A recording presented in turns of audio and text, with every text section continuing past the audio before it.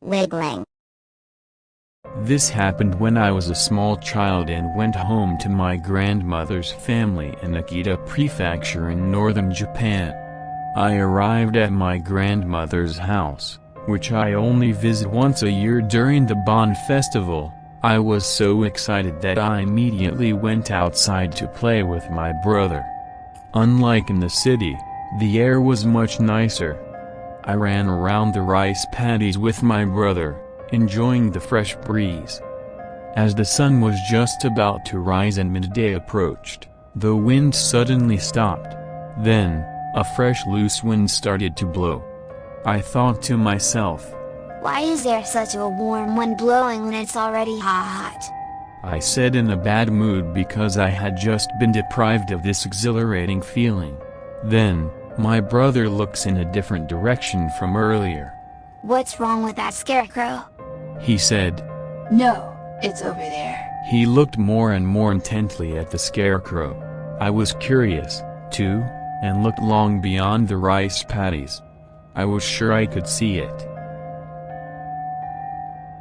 From a distance, I couldn't make it out. A white object, about the size of a person, was wiggling and moving. And there are only rice paddies around it. There were no people nearby. I felt strange for a moment, but I interpreted it as follows. I thought to myself, "Could that be a new kind of scarecrow? It must be. There had never been a moving scarecrow before. Maybe the one that's been blowing since a while ago is making it move." My brother looked convinced by my accurate interpretation, but his expression disappeared in an instant. The wind had suddenly stopped. However, the white object was still moving and wiggling. My brother said, "Hey, it's still moving. What the hell was that?" he said in a surprised tone of voice, and perhaps curious. My brother returned home and came back to the scene of the crime with binoculars. My brother seemed a little excited. "I'll take a look first. You just wait a bit." He looked into the binoculars with great enthusiasm. Suddenly, my brother's face changed. He turned blue and broke out in a cold sweat. Finally, he dropped the binoculars. I was afraid of the change in my brother. I asked him. "What was it?" He answered slowly.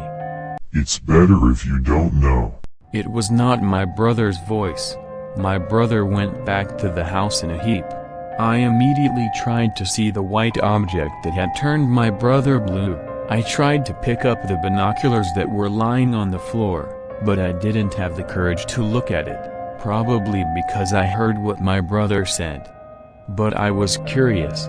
From a distance, it's just a white object wiggling strangely. A little strange, but it doesn't cause any more sense of dread. "I have to see it. I would have to see for myself what kind of thing had terrified my brother." I picked up the binoculars that were on the floor and tried to look through them. At that moment, my grandfather came running towards me, looking very panicked.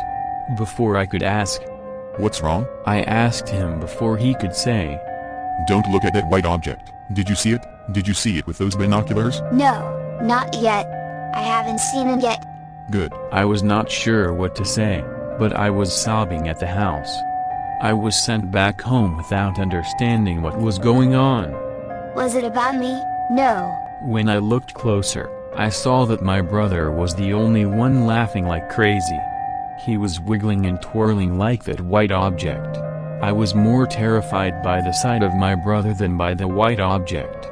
On the day I returned home, my grandmother said to me, "We will leave your brother here."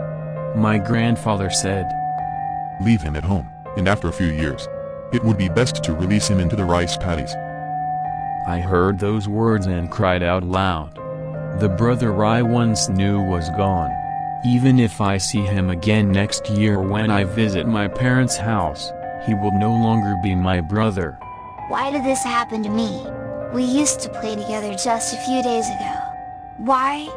I desperately wiped away my tears, got into the car, and left my grandmother's house. My grandfathers were waving at me, and my brother, who had changed so much, was waving at me. I looked through the binoculars to see my brother's expression. His expression was smiling, but it was like my brother had never shown it before. It was his first and last sad smile. And just as we rounded the corner, I could no longer see my brother. I kept looking through the binoculars with tears in my eyes, thinking, someday, he'll come back to me. I kept looking at my brother's former appearance with nostalgia. I looked out over the rice paddies, which were covered with green, with nostalgic memories of my brother, and I was just looking through the binoculars. It was at that moment I saw something up close that I knew I shouldn't have seen. Wiggling.